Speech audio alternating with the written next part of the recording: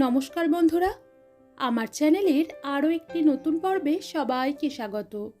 কোনো রকমের মেশিন ছাড়াই একটি সিক্রেট মশলা দিয়ে বানানো দারুণ স্বাদের আলু ভুজিয়ার রেসিপি আজ আমি আপনাদের সাথে শেয়ার করব, যেটা সন্ধ্যাবেলা চায়ের সাথে বা স্ন্যাক হিসাবে খেতে খুবই ভালো লাগে। আর কোনো রকম প্রিজারভেটিভ ছাড়াই বানানো এই আলু ভুজিয়া আপনারা এক সপ্তাহ পর্যন্ত স্টোর করে রেখেও খেতে পারবেন। তাহলে আসুন দেখে নেওয়া যাক আমি এই রেসিপি কিভাবে বানিয়ে থাকি। এর জন্য প্রথমেই দুটো মিডিয়াম সাইজের আলু সিদ্ধ করে খোসা ছাড়িয়ে নিয়েছি। এখন একটা গ্রেটারের সাহায্যে আলুগুলোকে এইভাবে গ্রেট করে নেব। এভাবে গ্রেট করে নেওয়ার ফলে আলুর মধ্যে ছোট ছোট কোনো গুটলি বা দলা থাকবে না। এরপর একটা স্ট্রেনারের মধ্যে নিয়ে নিলাম 2 কাপ বেসন এবং 1 চা চামচ লেবেল করে চালের গুঁড়ো। চালের গুঁড়োর পরিমাণ কিন্তু খুব বেশি দেবেন না, একদমই অল্প দিতে হবে, শুধুমাত্র এই ভুজিয়ার মধ্যে হালকা একটু ক্রাঞ্চ ভাব আসবে তার জন্য। চালের গুঁড়োর পরিমাণ যদি বেশি দিয়ে ফেলেন তাহলে এই ভুজিয়াগুলো অনেক বেশি শক্ত হয়ে যাবে। এবার এর মধ্যে 1/4 চা চামচ হলুদ গুঁড়ো, 1/4 চা চামচ লঙ্কা গুঁড়ো, 1/4 চা চামচ গোলমরিচ গুঁড়ো, 1/4 চা চামচ হিং, পরিমাণ মতো নুন এবং 1/2 চা চামচ সেই সিক্রেট উপকরণ ম্যাগি মশলা দিয়ে সব উপকরণ চেলে নেব। এই ম্যাগি মশলা দেওয়ার ফলেই এই রেসিপির স্বাদ একটা অন্য মাত্রা পাবে। তবে আবার এই মশলার পরিমাণও কিন্তু খুব বেশি দিয়ে দেবেন না, তাহলেও আবার স্বাদটা অন্যরকম হয়ে যাবে। ম্যাগি মশলা খাওয়াতে যাদের আপত্তি আছে তারা ম্যাগি মশলা বাদ দিয়েও এই রেসিপি বানাতে পারেন। এখন চেলে নেওয়া সব উপকরণগুলোকে গ্রেট করে রাখা সিদ্ধ আলুর মধ্যে ঢেলে এর মধ্যে দিয়ে দিলাম 2 টেবিল চামচ গরম করে রাখা রিফাইন্ড বা সাদা তেল। সব উপকরণ মিশিয়ে এটার একটা নরম ও ননস্টিকি ডো বা মন্ডো বানিয়ে নেব। এক্ষেত্রে মন্ডো বা ডোটা বানানোর জন্য সিদ্ধ আলুর মধ্যে কতটা ময়েশ্চার বা জল আছে তার উপর নির্ভর করে বেসনের পরিমাণ আরও একটু বেশি বা কম লাগতে পারে। সেটা আপনাদের মাখার সময় একটু বুঝে অ্যাডজাস্ট করে নিতে হবে। তবে খেয়াল রাখতে হবে এই ভুজিয়া বানানোর জন্য ডো বা মন্ডোটা যেন খুব বেশি নরম বা স্টিকি না হয়। এখানে আমার ডো বা মন্ডোটা মেখে নেওয়া হয়ে গেছে।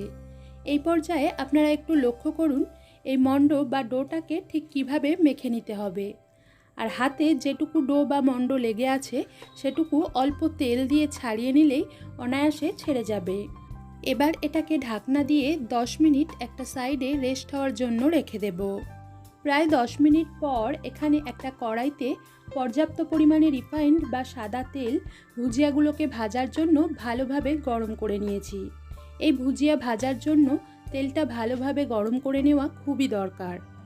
তেলটা ঠিকঠাকভাবে গরম হয়েছে কিনা সেটা বোঝার জন্য অল্প মন্ডো এর মধ্যে ফেলে দেখে নিতে হবে যে মন্ডোটা সঙ্গে সঙ্গেই তেলের মধ্যে ভেসে উঠছে কিনা। যদি সঙ্গে সঙ্গেই ভেসে ওঠে তাহলে বুঝে নিতে হবে ভুজিয়াগুলোকে ভাজার জন্য তেলটা পারফেক্টভাবে গরম হয়ে গেছে। আর তেলটা ভালোভাবে গরম হয়ে গেলে গ্যাসের ফ্লেমটা একদম কমিয়ে দিতে হবে। তারপর একটা গ্রেটারের দুটো সাইডেই অল্প রিফাইন্ড বা সাদা তেল মাখিয়ে এই মন্ডোর মধ্যে থেকে বেশ খানিকটা নিয়ে এই গ্রেটারের সাহায্যে এইভাবে গ্রেট করে করে গরম তেলের মধ্যে ছেড়ে দেব। এগুলোকে তেলের মধ্যে ছাড়ার সাথে সাথেই আপনারা দেখতেই পাচ্ছেন যে ভুজিয়াগুলো তেলের উপর ভেসে উঠছে এবং কি সুন্দর ফুলে যাচ্ছে। তেল যদি কম গরম থাকে তাহলে কিন্তু ভুজিয়া ভালোভাবে ফুলবে না এবং ভাজাও ভালো হবে না। আর তেল অতিরিক্ত গরম থাকলে ভুজিয়াগুলো ফুলবে ঠিকই, কিন্তু খুব তাড়াতাড়ি লালচে হয়ে যাবে এবং ভিতরে নরম থেকে যাবে। তাই তেলের টেম্পারেচারটা ঠিকঠাকভাবে রাখা খুবই দরকার। এখন লো ফ্লেমে রেখেই এগুলোকে উল্টে পাল্টে 2 থেকে 3 মিনিট মতো সময় ধরে দুপিঠ হালকা লাল হয়ে আসা পর্যন্ত ভেজে নেব। যদি খুব বেশি লালচে করে এগুলোকে ভেজে ফেলেন তাহলে ভেজে তুলে নেওয়ার পর ঠান্ডা হলে খাওয়ার সময় অনেক বেশি শক্ত লাগবে। তেলের মধ্যে ভুজিয়াগুলোকে ছাড়ার পর কিন্তু ফ্লেম হাইতে রেখে এগুলোকে ভাজবেন না, তাহলে ভুজিয়ার দুটো সাইড খুব তাড়াতাড়ি লালচে হয়ে আসবে এবং ভিতরে নরম থেকে যাবে।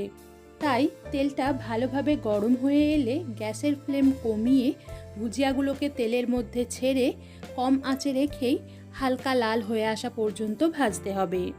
এগুলোকে হালকা লাল করে ভেজে নেওয়ার পর ভালোভাবে তেল ঝরিয়ে একটা পাত্রে তুলে নিলেই তৈরি হয়ে যাবে আমাদের আজকের রেসিপি।